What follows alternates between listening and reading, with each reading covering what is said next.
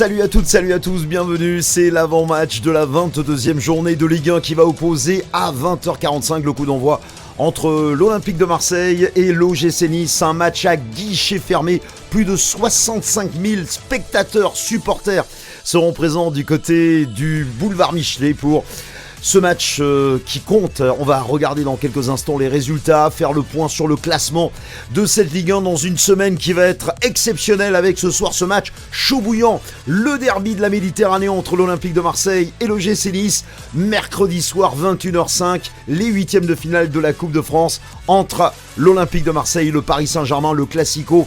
On va se régaler, on est chaud bouillant, on est chaud patate et comme le dirait l'autre, on accueille bien sûr la fanzone et la fanzone elle débarque avec plat du pied, sécurité Mister Auré. Bonsoir Auré, est-ce que t'es chaud pour ce bouillonnant Olympique de Marseille OGC Nice Auré? Salut Jean-Max, bonsoir à tous les amis. Ben ouais, très très chaud.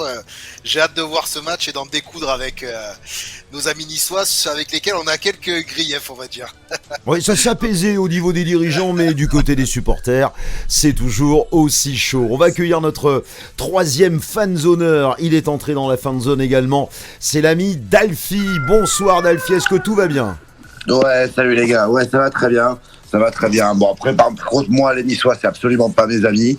Hein, donc, Nissa Mierda. Tu les aimes en salade. Tu les aimes en salade. Faut qu'on les casse en deux, là. Nissa Mierda, quoi. Voilà, Dalfi, vous avez vu cette voix grave, cette présence au niveau de son organe vocal, notre ami Dalfi, qui va nous régaler bien sûr avec ses analyses comme Auré. Bien entendu, nous retrouverons dans quelques instants également Phoenix avec les paris. Il va vous donner quelques conseils, l'ami Phoenix, on espère l'avoir d'ici quelques secondes. Avant de démarrer, on va faire le point évidemment sur cette journée de Ligue 1, la 22e pour ne pas la nommer, avec tout d'abord tous les résultats qui sont tombés. Ils sont partis, ces résultats. Là, c'est le classement. Pardon, on va vous donner d'abord les résultats jusqu'à maintenant en attendant ce bouillonnant Olympique de Marseille, OGC Nice, le PSG qui a battu le TFC 2-1, c'était chaud pour les Parisiens au Parc des Princes, la victoire de Lyon à 3-1, la défaite de Rennes dans un superbe match et des Lillois qui nous ont assez impressionnés hier soir face aux Rennais, 3-1 pour les nordistes.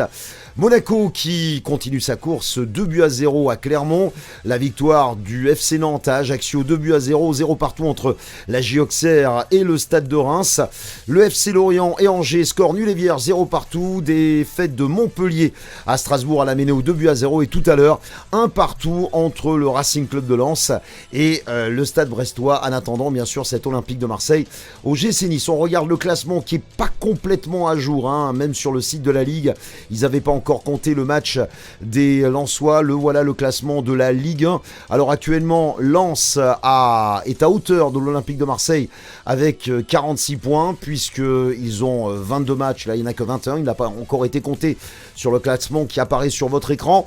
L'Olympique de Marseille reste leader avec un meilleur goal average, plus 25 contre plus 18 contre les Lensois. L'OM qui pour l'instant compte tout simplement 8 points de retard sur le PSG, mais en cas de victoire ce soir 7 points. Oui, 7 points, c'est ce que je... Non, j'ai dit une bêtise, 9 points de retard sur le PSG, excusez-moi.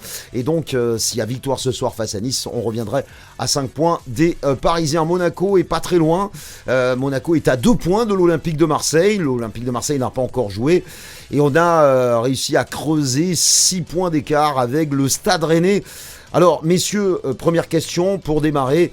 L'importance de la rencontre de ce soir, d'une part pour creuser l'écart avec les poursuivants, ça c'est la première chose, et puis continuer à rester à portée de fusil du PSG, et en étant donc à revenir à 5 points, puisque ce soir bien sûr, sans compter le match que l'Olympique de Marseille n'a pas encore joué, eh bien il y a 8 points d'écart. Qui veut commencer donc ce match ce soir avant de penser au match de Coupe de France? Il y a un match de championnat, il ne faut pas l'oublier, il faut rester concentré, parce qu'on le sait qu'en cas de contre-performance face aux Niçois ce soir, eh bien, en cas de défaite, évidemment, on a Monaco qui a le souffle sur notre nuque, mais surtout on est à égalité de points, bien sûr, au niveau du Racing Club de Lens. Seul le goal average fait la différence. Ce soir, il faut non seulement jouer, mais en plus de ça, prendre les 3 points. Messieurs. Oui, bien sûr, Jean-Max, je pense que là, par rapport au classement de on voit au niveau de la Ligue 1, évidemment que l'opération comptable la meilleure, c'est bien entendu de l'emporter ce soir. On serait, comme tu l'as dit, au niveau goal, on aurait 3 points d'avance sur Lens qui a fait une contre-performance, là, qui a fait un partout à Brest. On verra si après c'est une contre-performance, mais en tout cas dans les faits, ça nous mettrait à 3,2 plus avec un meilleur goal average, donc on peut considérer qu'on serait à 4 points, parce que le goal average est plus important.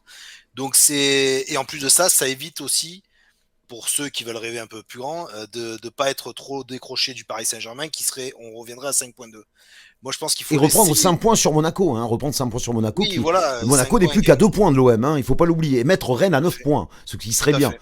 Voilà. Tout à fait. Donc, effectivement, on aurait là, en gros, dans qu'on voit un petit peu au classement, c'est qu'on a deux clubs qui se détachent un petit peu derrière nous, que sont Lens et Monaco, qui sont un peu en train de se tirer la bourre. Après, il y a un petit creux sur les équipes de derrière, mais on l'a vu dans cette Ligue 1, ça peut revenir assez fort. On a vu au niveau de la forme du moment qu'en enchaînant quelques résultats, ça caracole en tête. Honnêtement, on retrouve un peu quand même les mêmes équipes qu'on avait en début de saison. Donc ça veut dire qu'il y a quand même, par l'expression de dire qu'il y a quand même un groupe qui se détache vraiment dans cette Ligue 1, un groupe qui est un peu plus décroché. Je pense que ces clubs-là seront là jusqu'à la fin du championnat. Je vois pas, ça va être compliqué. À nous de faire notre bonhomme de chemin, comme on l'a dit. Nous, on regarde pas les autres, on se concentre sur nous. L'idée de ce soir, évidemment, c'est de prendre les 3 points, de mettre nos poursuivants à 3 points derrière pour Lens et puis 4 pour Monaco. Comme ça, on est un peu plus tranquille, un peu plus serein. Voilà l'idée de ce soir. Dalfi. On va parler de la composition de l'équipe dans quelques instants. Elle n'est pas encore tombée. Dès qu'elle tombe, bien sûr, on vous la mettra à l'écran, on vous la détaillera. Dalfi, ton avis par rapport à la rencontre de ce soir, parce que c'est vrai que des journalistes, on va d'ailleurs écouter une réponse de Jordan Verretou dans quelques instants, qui était en conférence de presse hier avec Igor Tudor. On nous parle que du PSG, du PSG, du PSG, mais je crois qu'il faut d'abord prendre match par match. Et ce soir, ça peut sentir le match piège, même si on est sûr de nos forces du côté de l'Olympique de Marseille. Il va falloir jouer ce match, et puis surtout la pression qu'on a de Lens, de Monaco, et puis toujours essayer de rester collé au PSG. Bah ouais, moi, je vous rejoins un petit peu, hein. C'est un match extrêmement important pour moi. Très très important, que ce soit au niveau comptable, même en termes d'ego aussi, hein. Pour moi, je le répète, mais je suis désolé, hein, mais Nice, c'est vraiment pas un club ami. D'accord. C'est vraiment un club qui nous pose des problèmes dans le comportement, dans plein de choses, hein, au niveau des supporters aussi. Voilà, ça c'est une question d'ego. Après, au niveau comptable, si on veut parler uniquement football, comptable et championnat, c'est extrêmement important. J'ai le sentiment que Lens est un peu en train de ralentir, un peu en train de marquer le pas. Donc, ça serait très important. Il y a Monaco qui arrive très fort avec un match PSG-Monaco la semaine prochaine, qui peut déjà faire des dégâts dans cette course-là. Et nous, ça nous permettrait de rester au contact pour espérer des belles choses. Déjà conforter une deuxième place et peut-être aller chercher plus haut derrière. Donc là, il ne faut pas se poser de questions, il faut tout taper, quoi.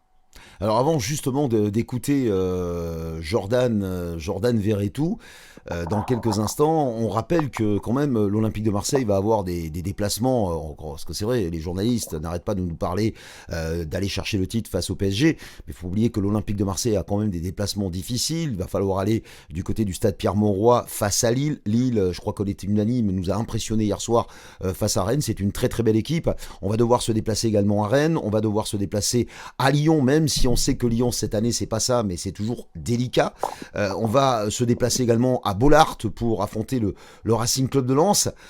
C'est pas gagné, je pense que j'arrête pas de le dire, avant de penser au titre, pensons d'abord à sécuriser cette deuxième place qui est pour moi une place importante dans l'avenir de l'Olympique de Marseille, parce qu'on le sait, l'OM a besoin de la Ligue des Champions, l'OM a besoin de cette compétition pour pouvoir grandir, parce que on le voit, j'aimerais juste qu'on y revienne rapidement, vous êtes d'accord avec moi que quand même cette campagne de Ligue des Champions, et on le voit, a apporté une certaine expérience, des matchs qu'on n'aurait peut-être pas gagnés en début de saison, qu'on arrive à gagner, ou alors qu'on ne perd pas, comme le match contre Monaco.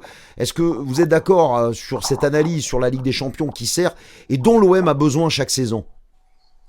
Je pense que la Ligue des Champions, forcément, la Coupe d'Europe, qu'on le veuille ou non, apporte forcément son lot d'expérience. C'est-à-dire que les joueurs qui ne l'ont jamais plutôt joué vont s'aguerrir dans ce genre de compétition. On sait qu'au début de saison, nous, on n'avait pas forcément d'ambition sur cette Coupe d'Europe, si ce n'est de faire bonne figure et de bien représenter le football français. Je trouve que c'est ce qui a été fait quand même.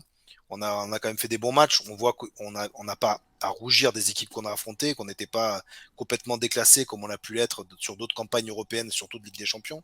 Donc ce groupe s'est un peu aguerri, on prend de l'expérience. Et effectivement, Jean-Marc, je suis entièrement d'accord avec ce que tu dis, c'est-à-dire que l'expérience qu'on a acquis dans cette Coupe d'Europe, forcément nous sert aujourd'hui dans le championnat, forcément sert à Igor Tudor à connaître son groupe.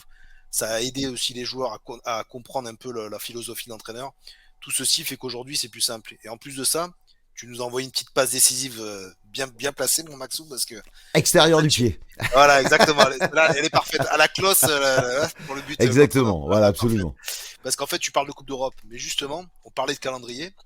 Et qu'est-ce qui arrive là dans ce calendrier un peu démentiel pour toutes les équipes? Ben justement, c'est le retour de la Coupe d'Europe. C'est-à-dire que les équipes, là, de nouveau, vont jouer la Coupe d'Europe, que ce soit nos adversaires directs. Monaco, je crois, va affronter Leverkusen en Europa League. PSG va jouer le Bayern, on le sait. Donc voilà, tous nos concurrents sont plus ou moins engagés dans les Coupes d'Europe. Nous, on n'y est plus. On va pouvoir, pendant que les autres jouent les Coupes d'Europe, faire un peu de frais, récupérer pour justement bien enchaîner nos matchs de championnat, qui, comme l'a dit Dalphi, sont très très importants au niveau comptable pour nous, et surtout sécuriser cette deuxième place, effectivement. Alors Ouais. justement, là voilà la composition de l'Olympique de Marseille. Te laisser la parole, Dalphi, par rapport à ce qu'a dit Auré. Vous l'avez sous les yeux, donc Polo Bess, évidemment, dans les buts. Derrière, Gigot, Mbemba, Balerdi. Il y aura Klos à droite, Nuno Tavares qui sera à gauche. Rongier avec Guendouzi, Verretou et sur le banc.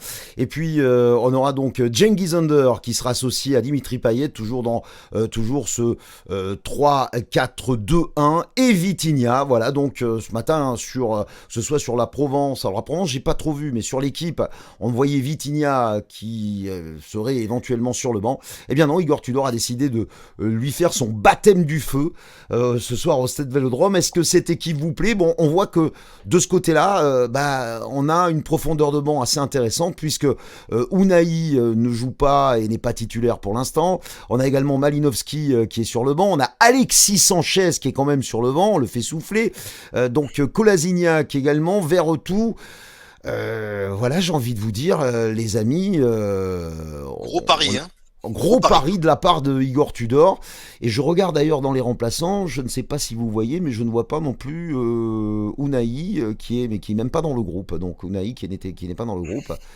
Puisqu'il y a Ruben Blanco, il y a également Ngapa Bouentounou qui est le gardien remplaçant, il y a Caboret, Kolasinac, Vertou, Burak Elmaz, Malinowski et Alexis Sanchez. Donc non, il n'y a pas, même Unai n'est pas donc sur le groupe.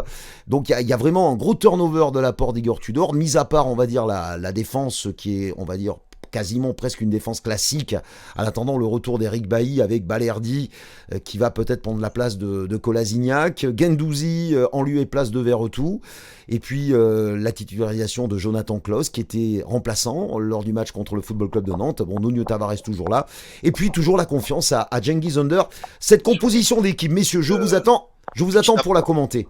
Petit aparté, justement, je vais laisser Dalphi rebondir là-dessus, mais petit aparté, là, la composition que tu nous présentes ce soir, honnêtement, elle fait penser à un turnover exprès pour le match du Paris Saint-Germain en Coupe de France. Il faut être honnête. Ce soir, j'ai l'impression qu'Igor Tudor tente un coup pour faire reposer un maximum de ses titulaires, on va dire, pas que titulaires, mais il y a un petit mélange là. Titulaire cadre, on peut dire cadre, parce qu'Alexis Sanchez, ouais, c'est un cadre quand même, hein, Il absolument. peut les avoir frais pour le Paris Saint-Germain en Coupe de France, c'est clairement ça. Enfin, moi, c'est l'impression que ça me donne en tout cas. Et voilà, je sais pas ce que t'en penses, Dalphi, justement. Ouais, non, c'est bien déjà de faire tourner. Ça prouve qu'on peut s'appuyer sur vraiment l'ensemble de notre effectif et pas sur 11 joueurs. Donc ça, c'est intéressant. Je suis très curieux de voir un peu l'animation de Payet ce soir, voir un peu ce que Vitinha aussi va donner. Non, franchement, c'est bien qu'il y ait de la rotation, c'est bien de concerner tout le monde. Après, il faut que les mecs soient au niveau, ça c'est toujours pareil. Non, non, c'est à voir. C'est à voir. C'est c'est pari vrai que- calculé. C'est un pari Après, calculé, quand même. calculé, hein. oui et non, Jean-Max, si tu me Ouais. permets, regarde par Mais je t'en exemple. prie, vas-y, rebondis. Hein. Payet, Vas-y. on voit que Payet, Vitinha, ben, on ne sait pas du tout ce que ça peut donner, puisque de toute façon, les deux, Vitinha vient d'arriver. Payet, bon, on a bien vu qu'il ne joue plus depuis pas mal de semaines et qu'il a un peu de bout de match comme par-ci par-là, mais du coup, donc curiosité ce soir, parce que Payet, Vitinha en animation offensive, c'est pas les mettre dans les meilleures conditions, il faut être honnête. Sur le papier, il va pas y avoir des automatismes de fou. Jonathan Klaus qui fait son retour, et ça aussi, c'est une très grosse valeur ajoutée côté droit. Oui, non, on commence à avoir un effectif qui vraiment devient très intéressant. Moi, je trouve qu'il y a de plus en plus de joueurs de qualité. Et en plus de ça, on y a ajouté la quantité. Petit à petit, attention, c'est raisonnable. Pour le championnat, c'est très raisonnable. Je trouve que Balerdi commence à être très bon. Kolasinac, c'est plus du tout les mêmes joueurs. Enfin, c'est là aussi où il faut reconnaître le travail d'un bon entraîneur, d'un bon staff. Donc, non, moi je suis confiant pour cette équipe en général. Après, un match de foot reste un match de foot. Il n'y a pas de valeur sûre. C'est pas écrit à l'avance. Mais je trouve que notre équipe produit le meilleur jeu ou un des meilleurs jeux du championnat depuis le retour de la trêve. Et j'ai aucune honte à le dire, j'ai aucun problème. Non, mais t'as raison. Mais t'as pas à avoir honte, hein, au contraire, tu peux en être fier. Hein. Tu as raison, et puis en plus, ça a été relayé, hein, ça a été dit par les journalistes, oui. Et ça a été repris à plusieurs reprises. Tu as tout à fait raison, Dalphy. Hein. Honnêtement, je pense on peut le dire haut et fort aujourd'hui, il n'y a pas de honte à ça. Aujourd'hui, on est vraiment l'équipe qui produit, en tout cas, le meilleur football actuellement. Est-ce que ça va durer? Ça, on verra. Hein, mais en tout cas, actuellement, c'est vrai qu'on est, on est une belle équipe. Donc, on espère tous que ça va continuer. Je trouve aussi qu'on a énormément progressé sur ce qu'on appelle la gestion des temps faibles. Je me rappelle à des certains moments, on a toujours eu des temps forts, des moments de fulgurance, mais aussi des temps faibles. Ouais, on était comme ça. Et il y a des moments où on prenait vraiment la marée sur les temps faibles, on prenait à chaque fois un but, ça devenait compliqué. Là, la gestion des temps faibles devient vraiment intéressante. On prend moins de buts, on concède moins d'occasions, ça devient solide, ça resserre, les changements sont faits rapidement. Non, moi je suis très confiant pour le club, je suis très confiant pour cette équipe. Après, voilà, hein, ça dépend. Sérénité, hein. Ouais. C'est sérénité, ça, non? exactement. Qu'est-ce que t'en penses? On a l'impression que cette équipe, elle est sereine, hein, Dalphy. Je sais pas ce que t'en penses. Non, mais Même quand on a pris le but à Lorient, vous vous rappelez, quand on prend le but à Lorient, la sérénité derrière. Messieurs, je vous coupe, il est en direct du stade Vélodrome. Nabilou, comment ça se passe, Nabilou? Salut mon Nabilou. Ah, le réseau. On t'entend très bien, vas-y Nabil, on t'écoute. Ah, le réseau un peu difficile en direct du stade. On t'entend. L'image est figée, mais on t'entend. Un petit peu, mais difficile.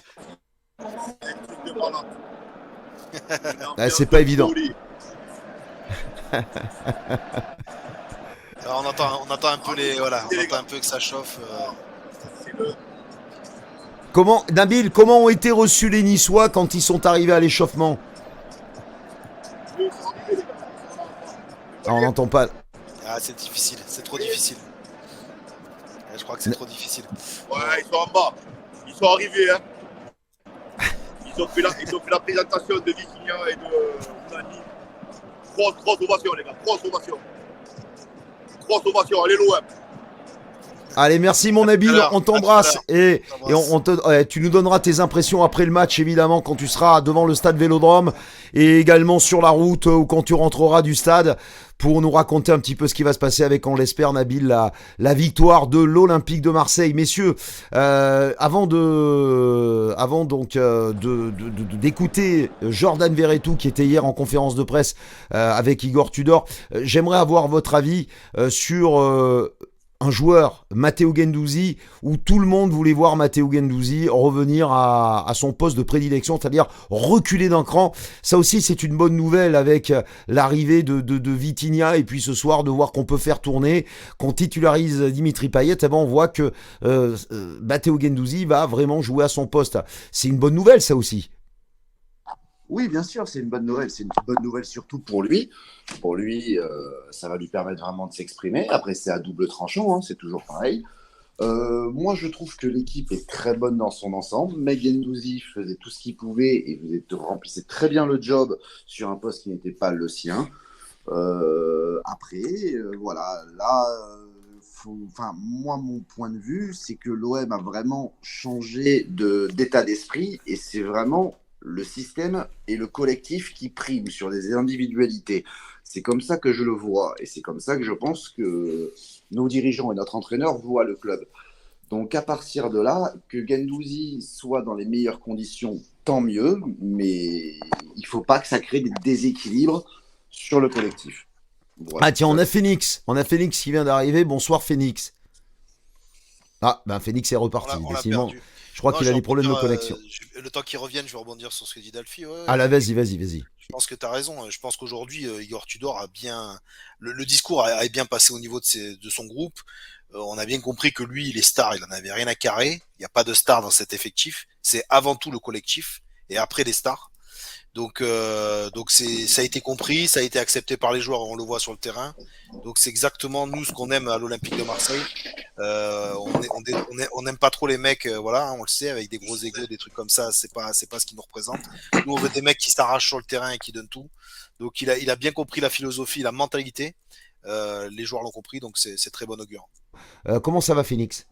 Salut, bonsoir tout le monde, j'espère que vous m'entendez bien. On t'entend parfaitement bien. Salut Parfaitement Félix, bien. salut Phoenix. Salut les gars. Oui, t'inquiète pas, tout à l'heure je ferai le point. Enfin, il n'y a pas de problème. Tout à l'heure, c'est dans 7 minutes, hein, parce qu'il est 20h24, le match est à 20h45, donc il va falloir aller très vite. On va rendre l'antenne vers 35, donc essaye de nous mettre ça rapidement. Tu as vu la compo d'équipe, Phoenix, avant d'écouter Jordan Verretou.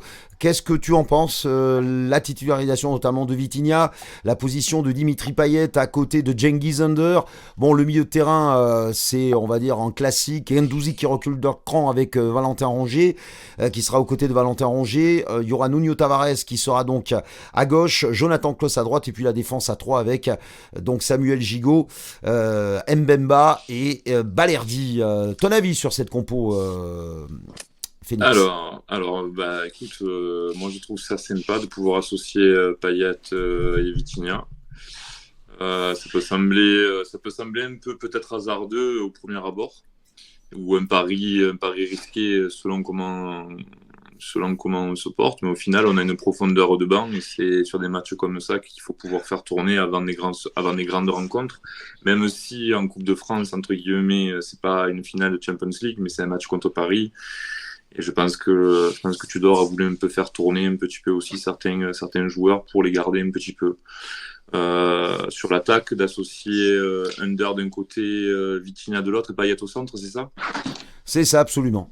Écoute, moi je pense que ça peut être vraiment pas mal parce que du coup on sait que Under il cavale beaucoup, il a du cardio. Vitinha apparemment c'est une petite bombe aussi. Si Payet distribue le ballon à droite ou à gauche et que directement, ça peut être une association sympa. Je pense que ça peut être bien et ça éviterait à Payet de devoir cavaler pendant.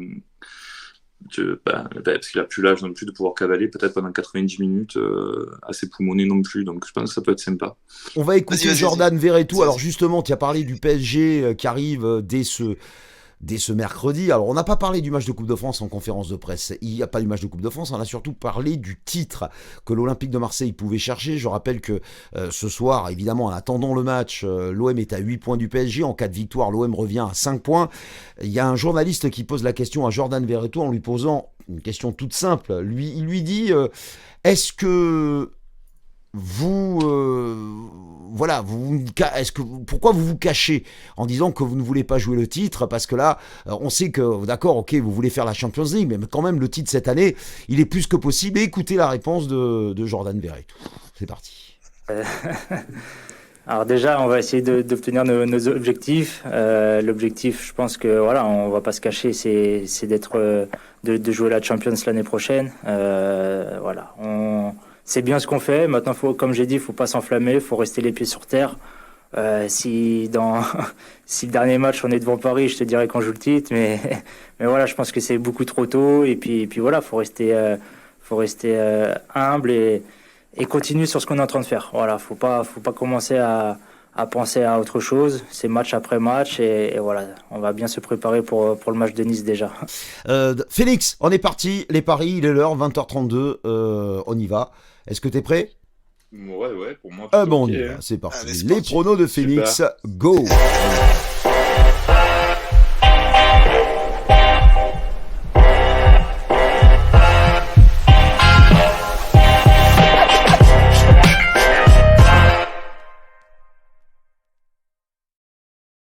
Allez, c'est parti pour les pronos de Phoenix pour ce match entre l'Olympique de Marseille de la 22e journée et le GC Nice.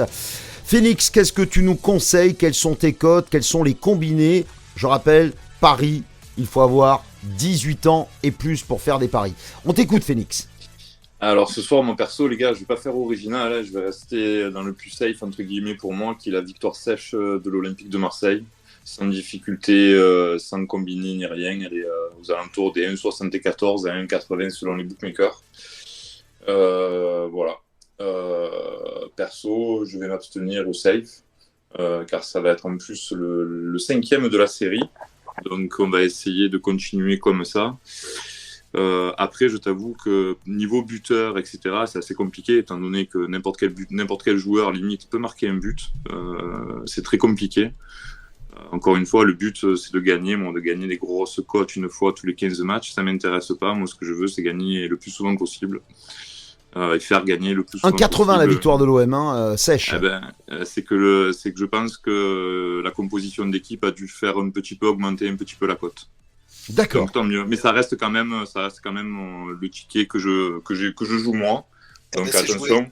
C'est joué mon Phoenix. Est-ce qu'il y a la possibilité de faire, alors quand tu dis que tu faisais pas de combiné, par exemple l'OM qui gagne avec 2 buts d'écart ou avec un but d'écart, non, tu n'as pas ça avec... Moi j'avais pensé à victoire de l'OM avec un but de Dimitri Payet justement. Est-ce que tu l'as vu cette cote, Phoenix, ou pas? On doit être aux alentours de quoi, de 3, je pense qu'on doit être aux alentours de 3, quelque chose comme ça.